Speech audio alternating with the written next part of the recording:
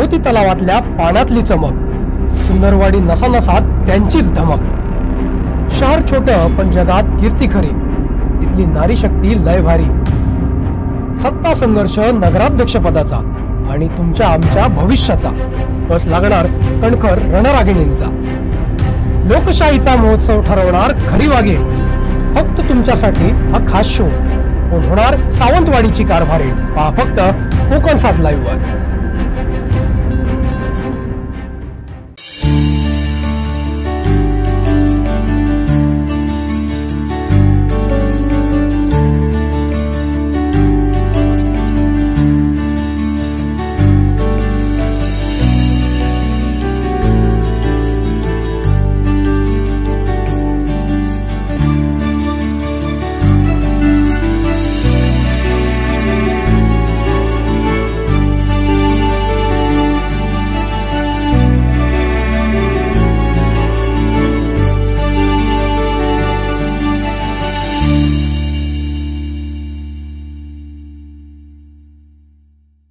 नमस्कार, मी विनायक गावस तुमचं शोमध्ये विशेष स्वागत करतोय.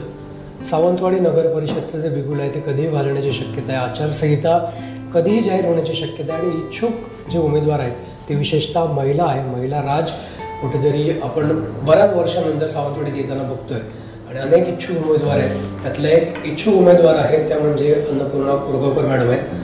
आपल्यासोबत मॅडम आहेत. मॅडम, तुमचं खूप खूप स्वागत. नमस्ते. खरं तर तुम्ही माजी उपनगराध्यक्ष म्हणून काम केलं आहे.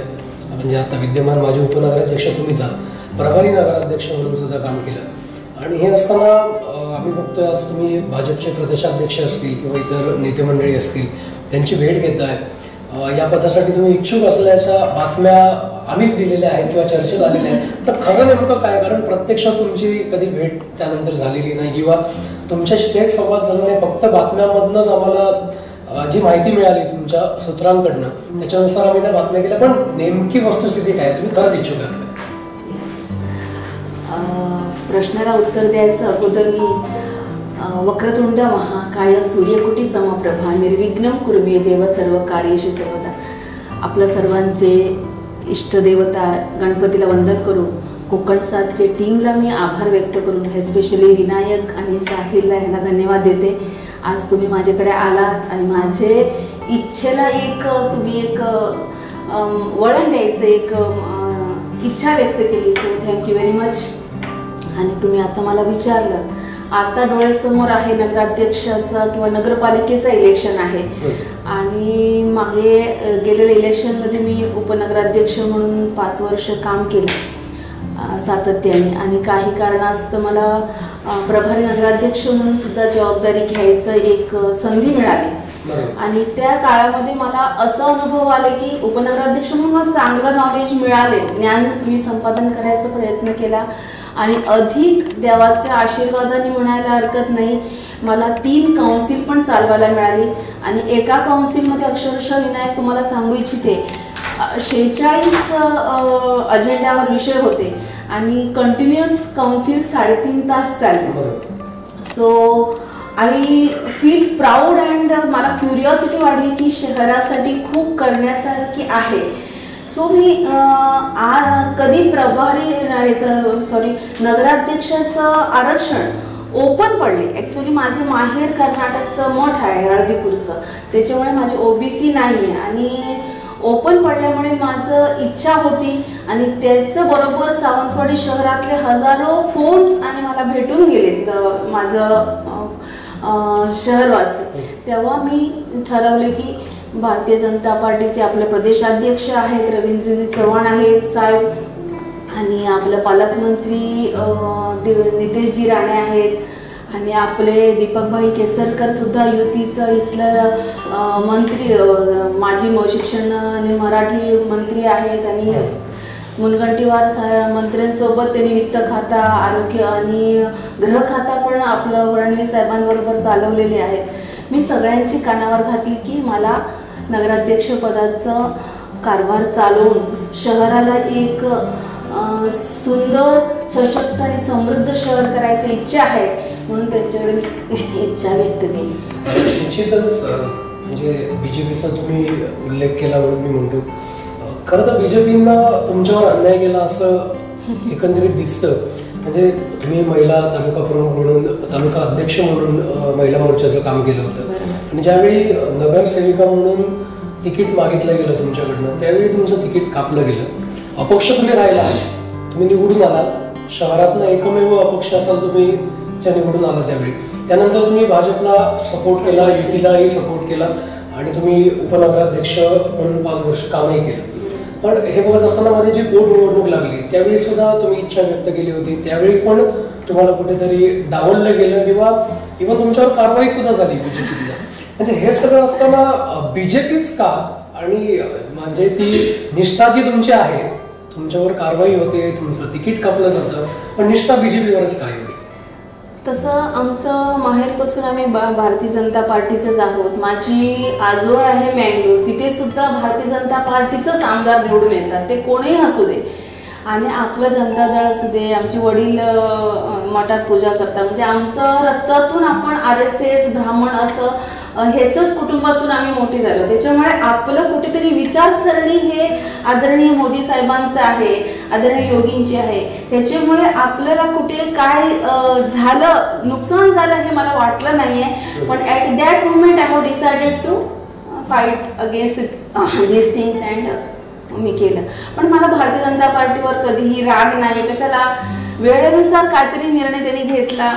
पण अजूनही माझं मन कितीही कोणीही सांगितलं तरी माझी भारतीय जनता पार्टीमध्येच आहे. आणि ॲक्च्युअली BJP स्टार्टिंगमध्ये होतं तेव्हा मी त्यांचं सभासद नोंदणीचं काम, नंतर मेडिकल मिशनची मेडिकलचे ह्याचं काम, आरोग्याचं, त्याच्यानंतर महिलांसाठी तुम्हाला एंटरप्रेनरचं काम, विश्वास नांगरे पाटलांना आणून ह्याचं काम, तसं असं अनेक कामं तुम्ही सावंतवाडी शहरामध्ये असू दे किंवा तालुक्यामध्ये असू दे मी केलेली होती. हे all are under BJP only. त्याच्यामुळे मी आता सुद्धा त्यांना इच्छा व्यक्त केली की मला तुम्ही BJPतून तिकीट द्या, असं मी त्यांची इच्छा व्यक्त केलेली आहे. नक्कीच हे करत असताना तुम्ही एक सक्षम महिला, जसं आत्मनिर्भर भारत बनवण्याचं स्वप्न पंतप्रधानांचं आहे, त्यात महिला आत्मनिर्भर झाल्या पाहिजे याच्यासाठीचं एक उदाहरण तुम्ही आहात. उद्योग क्षेत्रात तुम्ही कार्यरत आहात, त्यानंतर रोजगार युवकांना मिळावे, मुलांना मिळावे म्हणून तुम्ही स्थानिक लेवलला विविध उपक्रम राबवत आहे. तुमच्या संकल्पना असतात, त्याचबरोबर आरोग्य, शिक्षण, सांस्कृतिक सगळ्या क्षेत्रात तुमचं कार्य आम्ही बघतो. पण याचं मूळ काय? कधी तुम्हाला वाटलं की सामाजिक कार्यामध्ये जावं, राजकारण करावं, राजकारणात जावं, उद्योग क्षेत्रात उतरावं, हा विचार नेमका कधी मनात आला? ॲक्च्युली माझा जन्म हळदीपूरमध्ये 1973 मध्ये झाला आणि पूर्ण माझं शिक्षण BSc BEd मी तिकडे ग्रामीण भागातच केले आणि शेती एकदम जवळचा आमचा विषय होता, पूर्ण ग्रामीण भाग असल्यामुळे. त्याच्यानंतर 95 मध्ये मी लग्न करून सावंतवाडीमध्ये आली. तेव्हा माझे मराठी वॉज टोटली 0, पण मी शिकले आणि असं बघितलं की आपला संस्कार वेगळा होता आईबाबांनी शिकवलेला. कृषी एक क्षेत्राचं एक व्यवसाय मी निवडला 2003 मध्ये आणि कृषीसोबत तंत्रज्ञानाची जोड देऊन आज माझ्याजवळ 12 मुली सुशिक्षित म्हणजे ग्रॅज्युएटेड मुली आमच्या कृषीच्या ह्याच्यामध्ये आहेत आणि आता ITचं आम्ही चालू केलं 2 वर्ष झालं. त्याच्यामध्ये सुद्धा 40+ लेडी स्टाफ आहे आणि पूर्ण हे नाईटमध्ये चालते. रोजगार देण्याचे उद्दिष्ट असं आहे की आताच इथलं मुलं आहेत हे कुठेतरी गोवा, मुंबई, पुणे इथे जातात आणि त्यांचं पदरात महिन्याच्या अखेरी किती शिल्लक राहतात किंवा त्यांनी किती एफर्ट घ्यायचा आहे हे खूप चिंताजनक विषय आहे. ह्याच्यासाठी माझे एक खारीचा वाटा मी उचलला आणि आज माझ्याजवळ कृषी आणि ITचं मिळून जवळजवळ 110+ स्टाफला आम्ही दर महिन्याला रोजगार दिलेले आहे आणि हे ते मला थांबवायचं नाहीये. आणि मी देवाचरणी सुद्धा प्रार्थना करते की हजारो मुलांना मला रोजगार द्यायचा आहे आणि असं भारतीय जनता पार्टीचं असू दे, दिग्गज नेते मंडळींची, खासदार नारायणजी राणे असू द्या, त्यांचं सर्व मंडळींचे मला हातभार मिळालं तर अजून आपण खूप सिंधुदुर्ग जिल्ह्यामध्ये रोजगार निर्मितीचा विषय करायचा आहे, ही माझी इच्छा आहे. नक्कीच आपण एखाद्या निवडणुकीमध्ये जेव्हा उतरतो, म्हणजे मागे पण तुम्ही उतरला, तुम्ही व्हिजन घेऊन उतरलेला आणि म्हणूनच तिथल्या जे नागरिक होते त्यांनी अपक्ष असताना सुद्धा मला आठवतं मेणबत्ती तुमचं चिन्ह होतं आणि तुम्ही अपक्ष म्हणून निवडून आलेला. बरेच तगडे पक्षाचे उमेदवार तुमच्यासमोर होते, इव्हन भाजपचा होता, काँग्रेसचा होता, विविध होते आणि संघटनांचे काही होते. हे सगळं बघता तुम्ही त्यावेळी पण निवडून आला, एक वेगळं विजन तुम्ही लोकांसमोर ठेवलं, काम ठेवलं, त्यामुळे ते तुम्हाला शक्य झालं. पण आज फक्त प्रभागात लढायचं नाही, आज 10 प्रभागातनं तुम्ही इच्छा व्यक्त करताय. तर 10 प्रभागामध्ये तुम्ही कशा पोहोचणार आहात, तुमचं विजन काय असणार आहे, नागरिकांना तुम्ही कोणत्या सुविधा त्या पदावर आल्यानंतर तुमच्या देण्याचा मानस आहे, किंवा शहरात काय असं वेगळं करण्याची तुमची इच्छा आहे? शहर आपलं खूप सुंदर आहे आणि तेव्हा मी मेणबत्ती घेतला म्हणजे एक लाईट दुसऱ्या लाईटला आपण लॅम्प लावतो तेव्हाच आपलं प्रकाश स्प्रेड होता, ते माझे उद्दिष्ट होता. पण आज मला अपक्ष नाही, मला कमळ फुलवायचं आहे सगळीकडे आणि मी मोदींची भक्त आहे. मोदींचे भक्त म्हणजे ते विदाऊट एनी निस्वार्थपणे ते काय करतात, 16 तास काम करतात. तसं मला त्यांचं थोडंसं कुठेतरी जनतेपर्यंत पोचवायचं आहे.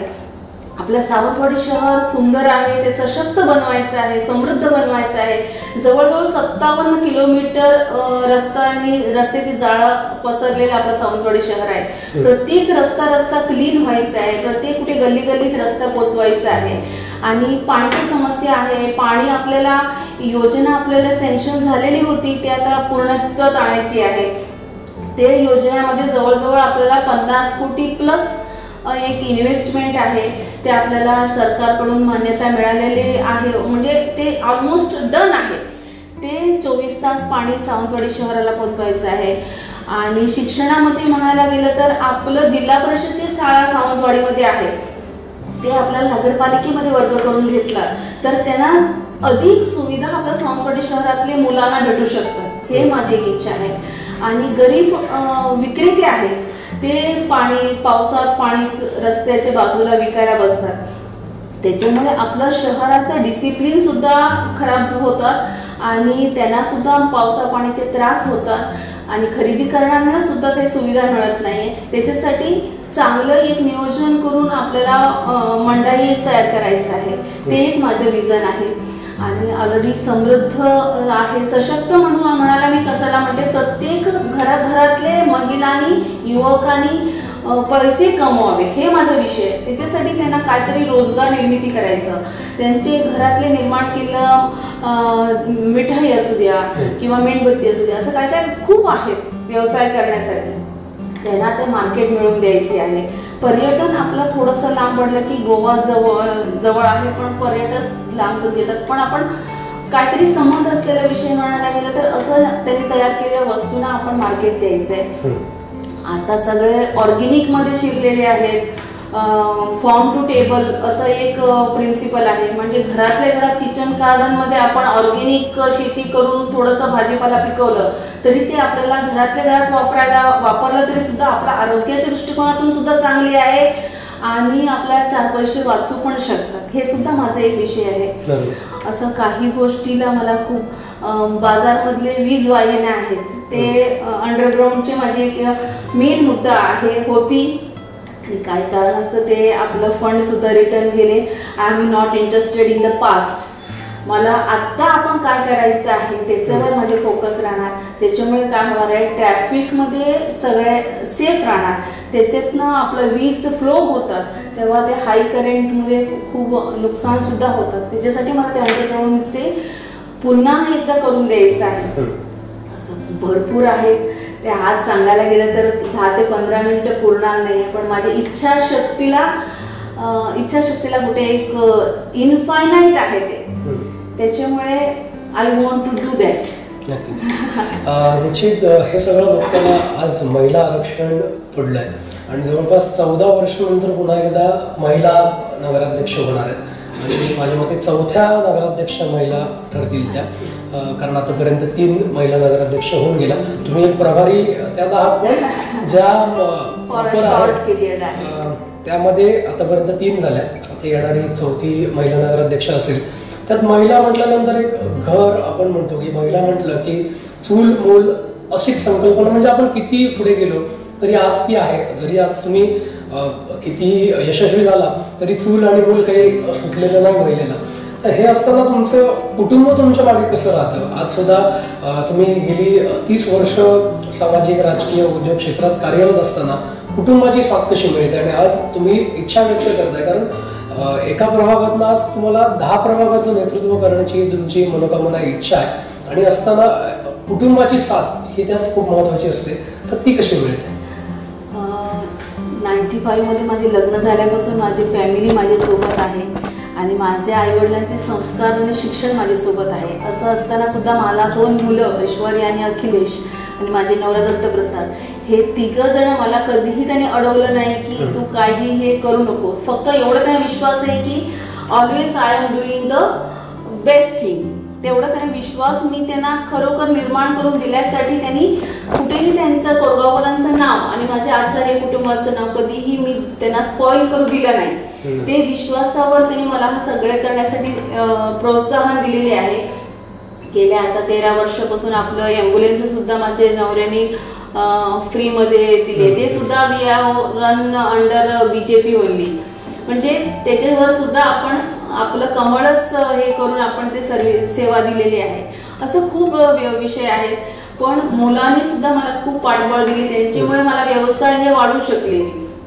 आज कृषीचा माझा व्यवसाय घेतला तरी सुद्धा सावंतवाडीला ब्रँच आहे, बाजारात आहे, परत कणकवलीमध्ये आहे. हे सुद्धा माझं मुलगा आणि ऐश्वर्या चांगलं सांभाळतात. मेकॅनिकल्स आहे, मुली आहेत माझ्याकडे 12 मुली काम करतात. सगळे कम्प्युटराईज आपलं सरकार ह्याचं योजनेचा लाभ आपण कृषी शेतकऱ्यांना देतो. ह्याच्यामध्ये सुद्धा ऐश्वर्या माझी BTech MBA आहे, मुलगा BMS MBA आहे. त्यांना शिक्षण चांगलं दिलं तरी त्यांचा विषय काय आहे, आपण रोजगार निर्मिती करणे हे त्यांचे उद्दिष्ट मी त्यांना शिकवले. म्हणून त्यांचे सहकार्य मला चांगले आहे. नक्की पुन्हा एकदा मागे येतो. उपनगराध्यक्षपद 5 वर्ष तुम्ही सांभाळलं. एखादं असं काम की जे तुम्हाला आजही आठवतं, जे 5 वर्षात तुम्ही केलंय, मग छोट्यातलं छोटं असेल किंवा खूप मोठंही असेल, पण तुम्हाला त्या कामातनं खूप समाधान मिळालं असेल, तुम्हाला त्या कामातनं खूप आनंद मिळाला असेल, लोकांना त्यातनं खूप फायदा झाला, असं कोणतं काम तुम्हाला आठवतं की ज्यातनं तुम्हाला समाधान मिळालं? मला खूप समाधान काय म्हणजे मी न्यूली एंटर्ड इन म्युन्सिपाल्टी ह्याच्यात आणि बबन साळगावकर सर होते आणि त्यांनी मला खूप मदत केली आणि त्यांनी मला शिकवले सुद्धा. आणि त्यांच्याच केबिनमध्ये बसून मी खूप विषय शिकले आणि फास्टमध्ये त्यांनी मला मदत केली. मला फर्स्ट त्यांनी म्हटलं की प्लॅस्टिक मुक्त सावंतवाडी करायचं आहे आणि त्यांनी सांगितलं महिलांना रोजगारसाठी आपण हे करायचं आहे. ह्याच्यावर मला खूप इम्प्रेसिव्ह झालं की मला पॉल्युशन फ्री सावंतवाडी, स्वच्छ सावंतवाडी ह्याच्यासाठी आपलं मोदी साहेबांचं एक कॉम्पिटिशन सुद्धा होती.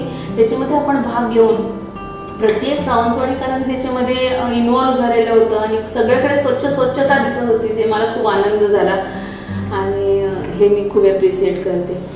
नक्की जाता जाता एक शेवटचा प्रश्न म्हणजे तुम्ही इच्छुक आहात, सावंतवाडीकरांकडनं काय अपेक्षा ठेवताय किंवा सावंतवाडीकरांना या निमित्तानं काय आवाहन करावं असं वाटतं?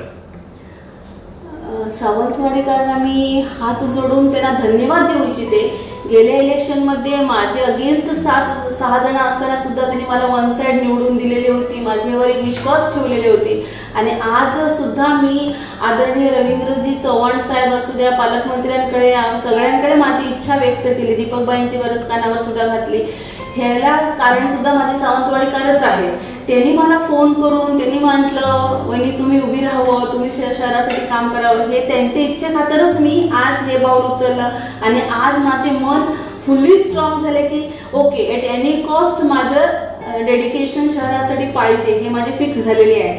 सो मी सगळे सावंतवाडीकरांना म्हणते की तुमचं प्रेम आणि आशीर्वाद असं माझ्यासोबत ठेवा आणि शहर आपण सुंदर, समृद्ध आणि सशक्त करूया आणि सावंतवाडी येणाऱ्या 5 वर्षात विकसित सावंतवाडी करूया आणि आपलं सावंतवाडीचं नाव शहराचं, देशाच्या नकाशेवर आणूया, एवढंच मी त्यांना एक इच्छा व्यक्त करते. निश्चितच या होत्या अन्नपूर्णा कुरगावकर मॅडम. गेली 30 वर्ष त्या सामाजिक, आरोग्य, त्याचसह राजकीय क्षेत्रात सुद्धा कार्यरत आहे. नगरसेविका असेल, उपनगराध्यक्ष असेल आणि प्रभारी नगराध्यक्ष म्हणून सुद्धा त्यांनी काम केलेलं आहे. निश्चित येणाऱ्या या नगर परिषदेच्या महिला राजमध्ये त्यांनी आपली इच्छा जी आहे ती पक्षाच्या श्रेष्ठींकडे ठेवलेली आहे. निश्चित पक्षश्रेष्ठी त्यावर निर्णय घेतीलच. अन्याय झाला तरी पण त्यांनी जसं म्हटलं की माझं प्रेम, माझी निष्ठा आणि माझ्या रक्तात भाजप आणि भाजपचे संस्कार आहे, त्यामुळे मी भाजप सोडलेली नाही किंवा सोडणारही नाही.